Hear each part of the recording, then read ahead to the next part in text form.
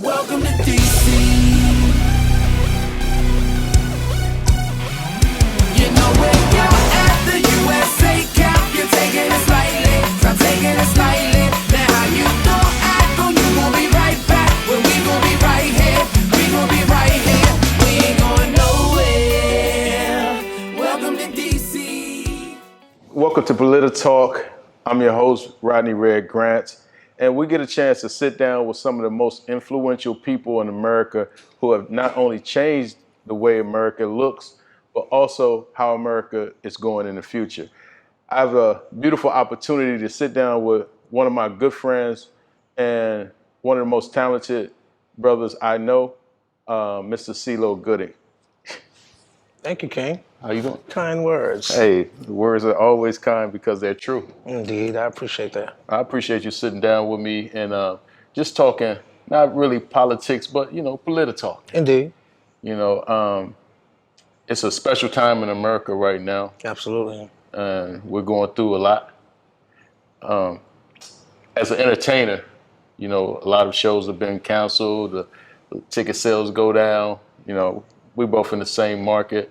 Now some of the venues are going through you got to be vaccinated, to get in the venue.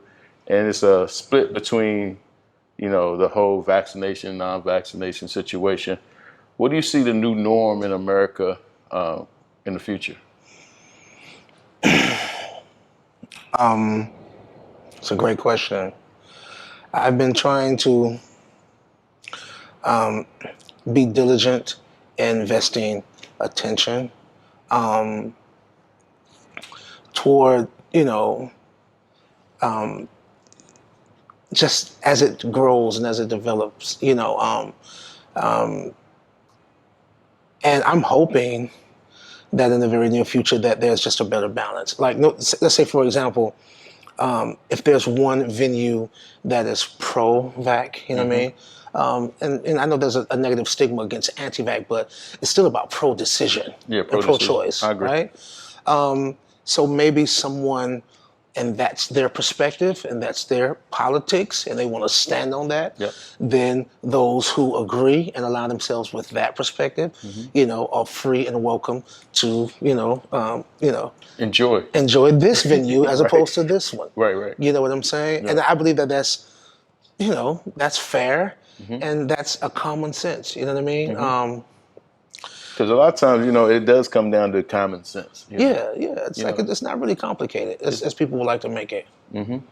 So I'm hoping we can get to that. You know what I mean? Sometimes, and I'm an optimistic, person. Me too. I am too. I say it all the time. I tell people I'm an optimist. Yeah. And that's my own nature. You know what I mean? And then even for go a step further, I'm very faithful. Me too. You know what I mean? So I'm hoping for the best, and we're doing the diligence, of those who want better, not only for ourselves but for the future. I think the faith part is the key, and I think sometimes that gets lost in the whole situation. Absolutely. As entertainers, I think they sometimes don't understand that we are faithful individuals, and we can bring faith to the situation. So I haven't heard it answered like that yet, but. Well, I hope that broadens the scope. Gives people, a sense of, again, that that same optimism that I think and I want to put into practice. So thank you for the platform where we can speak on it and have it introduced to everyone that's, within the, the sound of our voices. Yeah, I think that we all have a duty to show different sides of the situation. That's right. I think we have to have choices if we're living in America and we say that it's supposed to be a country of choices. We have to. I think everybody needs to open up their brains and their minds to other situations and how do we work out these problems. Absolutely, there has to be an alternative. There has to be. So you would say the new norm is, can be what? Well. And the new norm. Oh, where is the new norm? Well, look, it's crazy because it just dawned on me when you basically needed us to come back around full circle and actually answer the question. Yeah. it's ironic because I believe that they are creating a new norm. Like now, we've always been divided by this, that, or the third. You know what I'm saying? And not long ago, I posted a meme that proposed the question: is the divide or the conflict between vax and non-vax, is that becoming the new racism? You know what I'm saying? Yes. And it feels like it is. It does. You know what I'm saying? But to me, it's an issue and it's a term of endearment that's bigger than black and white, because a black and a white individual could agree on being non-vaxxed or not. You know what I'm saying? To either side of that argument. You know what I'm saying? Yeah. So I think it may actually bring us together in some inadvertent way. I'm hoping for that, as ironic as it seems, as unique and bizarre as that may seem. Maybe it can happen. But we're still describing the new segregation. You know what I mean? Like, it's like, hey, you know what I mean? Like, if let's agree to disagree, let's go to one side, and then, you know, maybe we can meet in the middle at some point. You know what I'm saying? Like, you know, but just make sure that there's a place, you know what I mean? Like, for those who believe in what they wish. You know what I mean? Like, we should be able to have that right. We've all earned it as Americans. Yeah, we have. Does that sound bad, the new segregation? We don't want segregation at all. I don't think it's. I think segregation it started with a term of dividing, right, with races, you know, and I just think that segregation is now becoming a bigger term. Okay. If that makes sense. It does make sense. You know, it's like, you know. I want you to help me make sense of what I was saying to the people. No, you're going to be the mayor. You the one got to make sense of it all. Yeah, I think, you know, we have to really check ourselves. And when we separate and we take and discard inclusion, you know, will my kid be able to go to a school that your kid goes to? Right. Or, you know, that's segregation. That's right. Or can I afford to get into places that you know you can or you can't? And you know, then that means affordability is classism, and not necessarily racism. So now we're looking at the whole deeper montage of, you know, what is the true new norm of segregation. That's right. So, you know, we have to like really delve into all of these things, because as the world grows, so do we, and so should we. Absolutely. You know, I know you being a person that has achieved many levels of success. I think that when people see you, you know, they see Ceelo Green, but I always want to ask my friends and the people that are celebrities, what do you see like the barriers of equity and inequity in, you know, our society and in our communities, and how can we change these things? Because it's a situation. It definitely is, and let me make sure I'm hearing and answering correctly. I guess what's the greatest barriers to wealth in our communities? You know. Okay, well,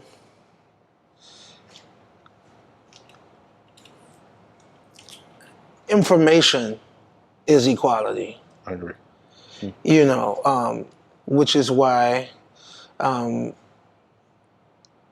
know, we were, you know, not allowed to read, you know what I'm saying, you know, and not privy, you know, to just the basic, you know, human rights, you know what I mean? Like, you know, to be educated, you know, to have, you know, a level or a certain quality of life, you know, to be, you know, kept from that, you know. So I think, you know, information does equal us out, you know, it levels the playing field.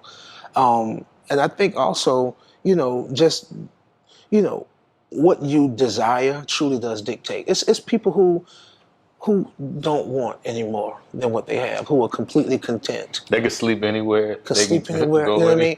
I was doing some community service at a veterans facility in LA. Hmm. And some of them were dealing with drug addiction and so on and so forth. And we were having a conversation. And he said, what do you think the main reason is that people allow themselves to be immersed or just taken away completely by drugs and so on? And even the addicts themselves could not answer, or maybe they just were in denial. But his answer was, it's because they don't want the responsibility. You know what I mean? And I think it's just something that we never even take into consideration. Someone who may be living on the street just may want none of the responsibility. It may be a choice. It may not even be by default. Me, myself, I always think like, people say, well, if you work hard, you get, well, that's true to some extent. Some people who work hard never get to levels that they ever think they want to achieve. So. It's true. Not to say anybody, that being homeless is a thing to do, but I'm saying, like, then we also have to ask ourselves, why does materialism mean so much? Why do we have to have these big, 18-room houses and stuff like? Why do we need all of any of this stuff? You know what I'm saying? So, but I think that there's, a place of where, comfort, like, and quality of life can be met, you know what I mean? It doesn't have to be over sensationalized or, too far gone in excess, you know what I mean? I think people can have a realistic, expectation of themselves, you know what I mean? Like, in the community around them, and just be good, decent human beings, you know what I mean?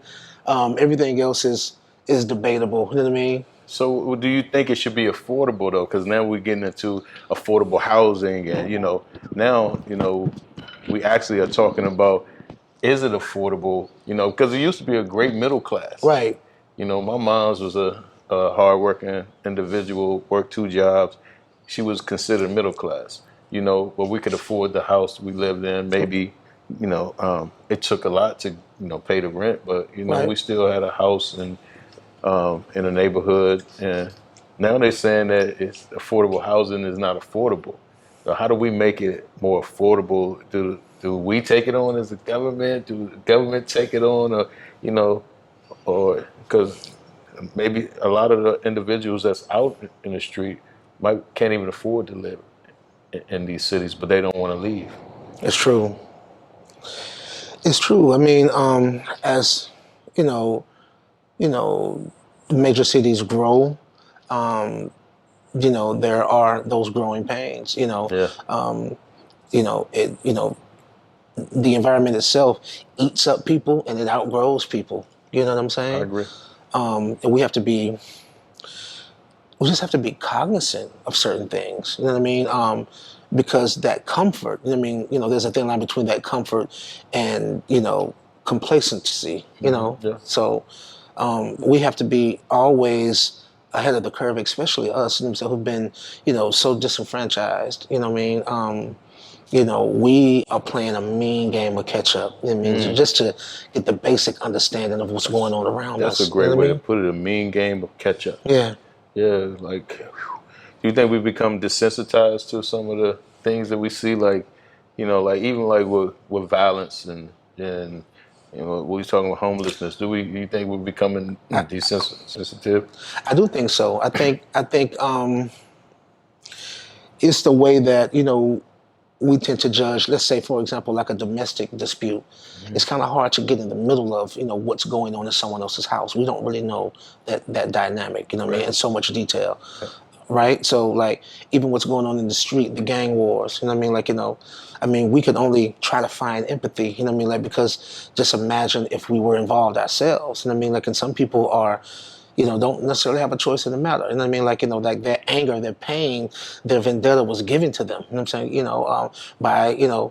By, if you have an uncle who is sitting you there as a youth telling you the story of how your father was killed by this set, you know what I'm saying? And they're your sworn enemies, you know what I mean? Yep. So that means anybody who wore that set's colors, you know, is an advocate, you know what I mean, an advocate of the pain that it's caused you and the loss, the irreversible loss. You know what I'm saying? It's like over and over. It's like generation after generation. Yeah, it's just a vicious cycle of revenge. That's it. You know what I mean? And you know, I think we understand that. You know what I mean? But what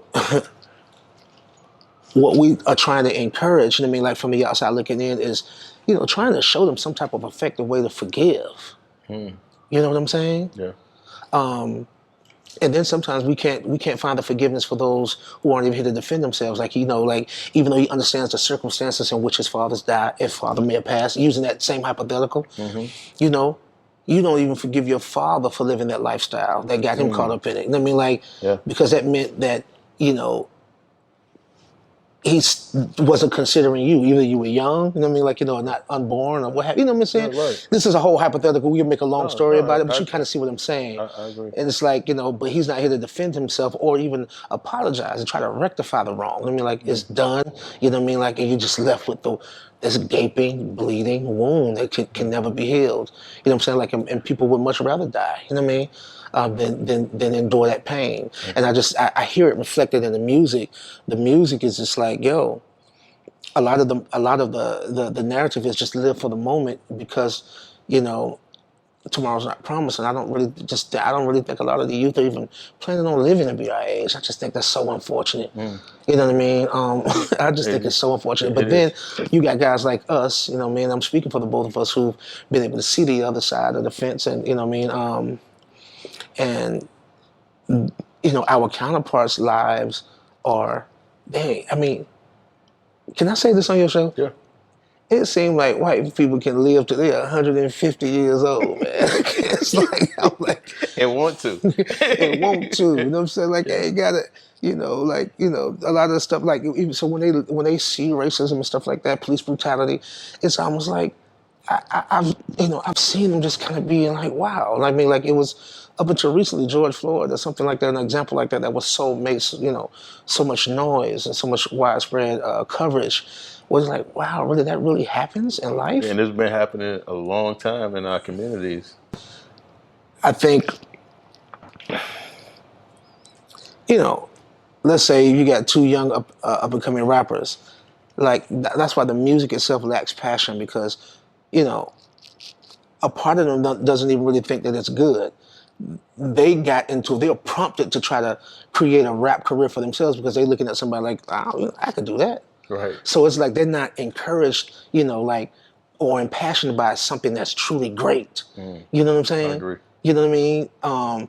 And they just lack the examples. But you got guys like us, our generation, you know, we had Prince, we had Michael Jackson. Yeah. You know, we had, you know what I mean, you know, Earth, Wind, and Fire. You know what I mean? Our history was truly given to us in a great way, and our parents gave it to us. We had those living examples of black Yes, we excellence. did. So our desires were different. You know what I mean? I agree. So speaking of like going back, you been Ceelo Green, and when you guys came out with cell therapy, it seemed like you guys were predicting what's happening now. Not really. I don't know if it would be pandemics, but you guys were predicting, you know, the situation that was happening in the community. You know, who's that creeping through my window? Right. You know, me and my family moved in an apartment complex. The gate with a serial code was put up next. You know, they claim that this community is so drug free, but it don't look that way to me. And it seemed like these are things that are still, you know, it's like you predicted the future and the things that are going on. How do you see the future, our future?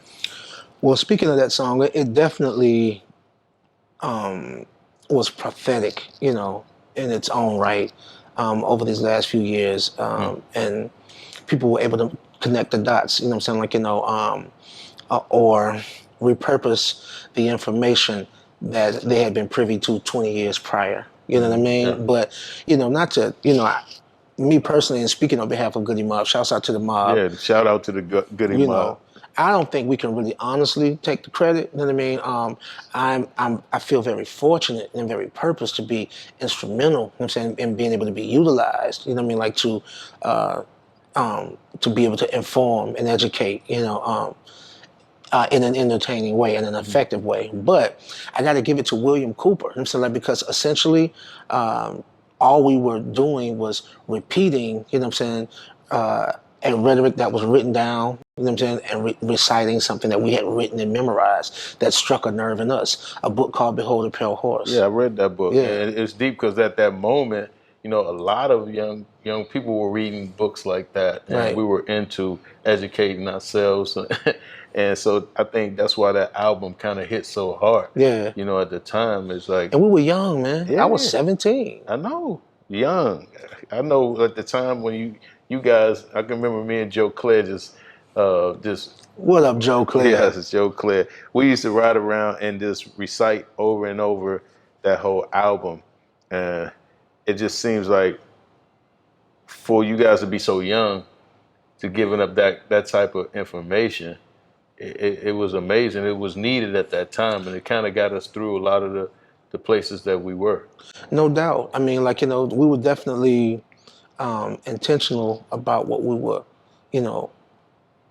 attempting to do, not really knowing what the effect or the outcome would ultimately be. You know what I mean? Because we were young.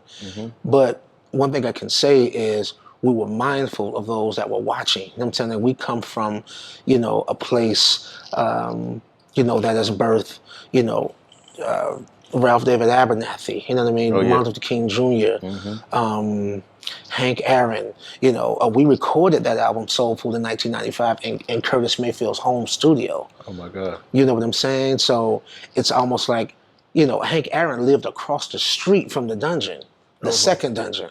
Oh my goodness. So I'm saying that to say, with that type of wisdom watching, you know what I mean?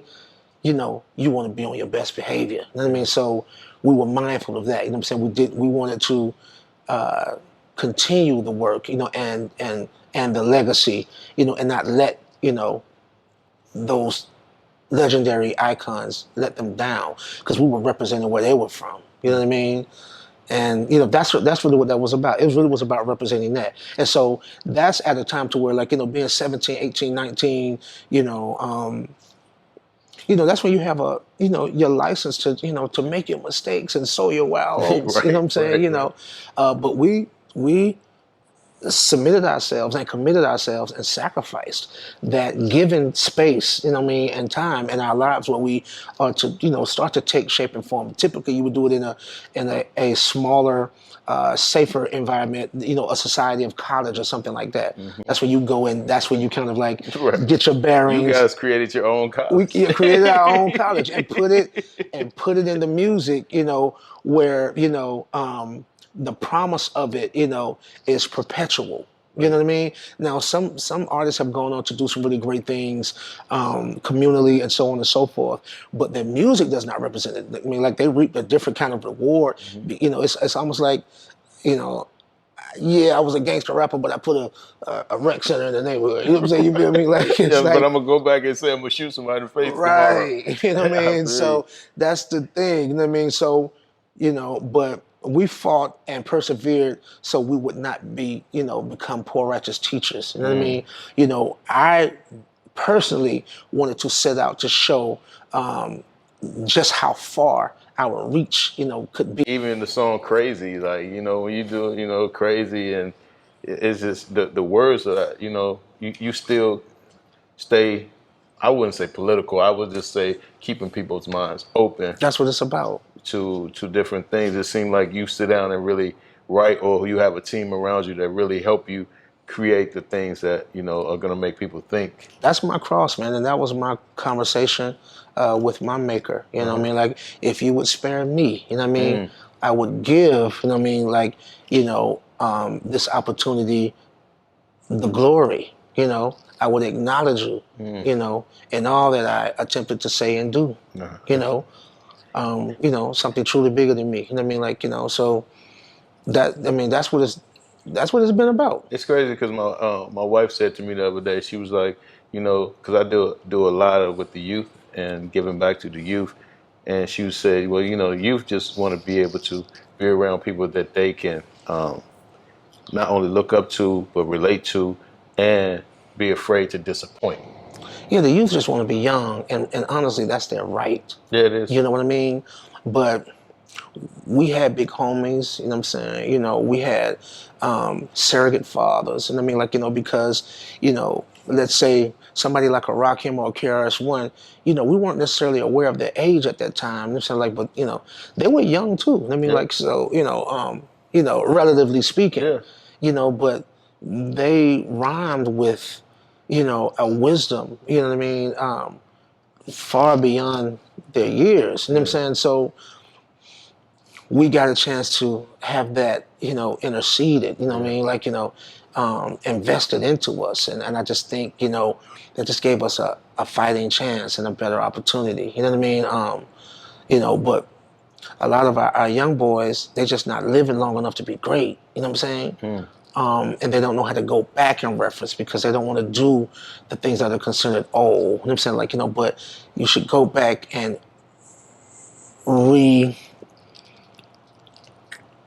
reattach yourself to those things that are timeless. You know what I'm saying? Yes. Because there are catalogs of music from our generations that will always run concurrent. You know what I mean? Yeah, well. And and I don't want to make it too much of a discussion on music, but a lot of our daily diet, I mean, like, is in the music that we ingest. You know what I'm saying? So we have to, change our narrative. You know what I mean? Like, and to me, that's systemic racism as well. And I mean, like, because there's only one narrative that is predominant. You know what I mean? And it's the poison. You know what I mean? Like, of our minds and souls. You know what I mean? Like, and it's just terrible. You know what I mean? Like, and the guys who want to be the alternative and be the balance, they just don't get the same support. You know what I mean? Or the same budget, for that matter. That's deep because they don't give the people who sometimes are the most creative that budget. Yeah, somebody said that to me the other day. Said, man, like they don't whip the slaves no more. They overpay them. That's heavy. You know what I'm saying? So Barack Obama was able to bring together a lot of people, a lot of young people, when he was running for office, and mobilize them. And with the influx of social media, how do you feel like we can get to the youth, though? How can we touch them? What's the best way? That's the thing, man. In very simple ways, like, at least for me, fashion and stuff like that is kind of what makes me or keeps me young. You know what I mean? So I just think it's about sometimes the things that you can't say, the things that they aren't, able, you know what I mean, like to interpret, you know what I mean, like they can't just match your wisdom, you know what I'm saying, like, because they're younger, and therefore, more inexperienced, you know what I mean, like, and sometimes they're just, it seems like you call it music anymore, we just call it content. You know what I'm saying? So with the content that the kids are creating, you know what I mean, like, they are making more off the art form, you know what I'm saying, than we've ever, been able to do generations, prior. You know what I mean? And Andy Warhol has a great quote that says, art is what you can get away with. You know what I mean? Art is what you can get away with. Yeah, so we almost can't throw no rocks at it if people want to buy it. Nope. Because the customer is always right. The customer is always right. So and that's a deeper psychological question that we have to ask ourselves. Why do we like what we like? Why do and we like it. I got a 12-year-old. She loves like Polo G, and she sings lyrics. And I said to my wife that I was like, I love to hear her be happy. Right. If she has parents that care about her and try to steer in the way and teach her that it's just music. Don't try to always live, like that. But you know, it just makes me happy that she's happy, Facts. you know, and I just try to guide her as best as I can because eventually she's gonna have to guide herself. I think sometimes we just have to try to teach without the disclaimer. You know what I mean? I Like, like that.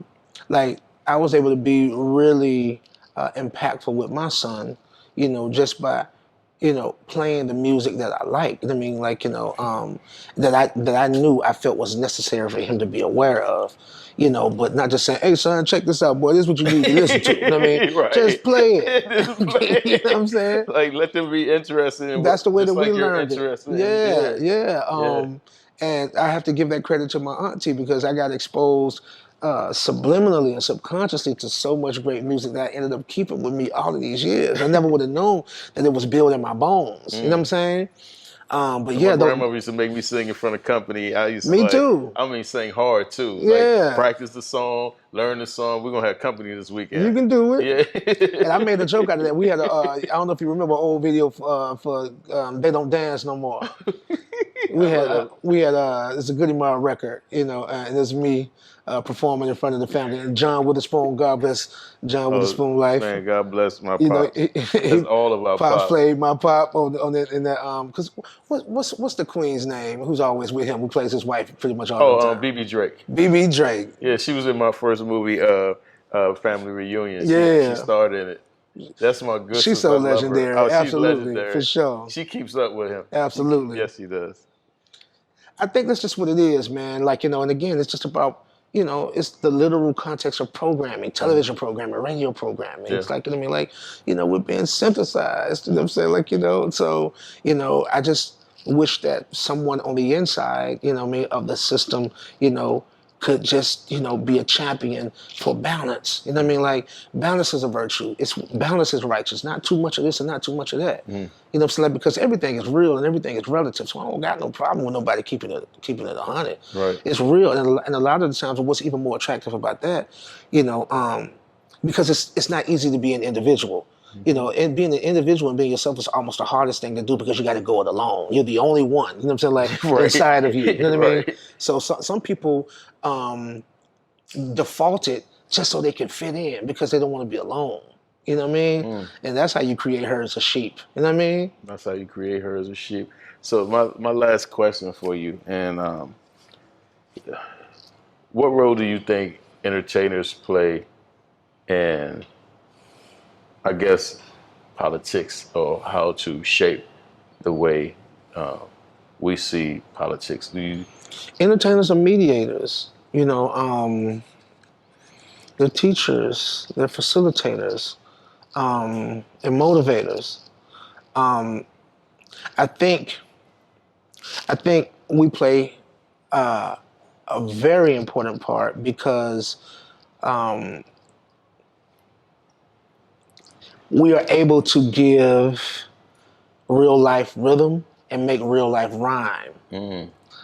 When in reality it doesn't. You know what I'm saying? You feel me? Like, there's no guarantee to anything, you know what I mean, under the sun. You know what I mean? Right. Like, but the birth and, and your date of transition, that's it. So Right. like everything else is chance. If you can equate life to one other word, it's chance. You know what I'm saying? You get up and you take a chance getting on the expressway every day. Getting on the elevator. You do. Up in Atlanta going to the mall. You know what I'm saying? It's like, it's dangerous going to the mall. Get you a pair of tennis shoes at this point. You know what I'm saying? But we're able to give real life a poetic justice because we can make it rhyme and make it make sense. So I just got through watching Questlove's Summer of Soul.